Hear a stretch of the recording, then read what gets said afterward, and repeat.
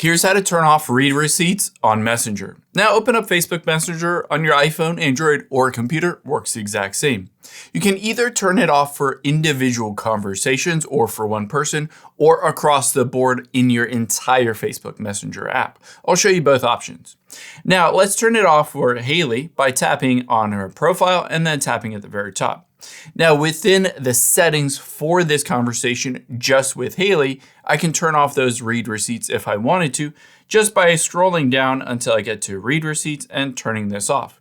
However, keep in mind this disables it just for one person. This doesn't do it across the board for everyone. If you wanted to turn it off across the board for everybody, we need to get to your settings instead.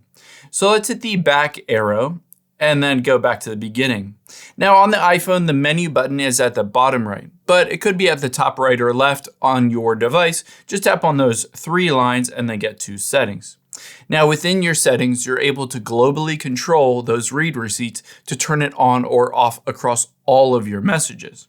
To do that, we're going to tap on privacy and safety, and then towards the bottom, send read receipts. You can see show read receipts.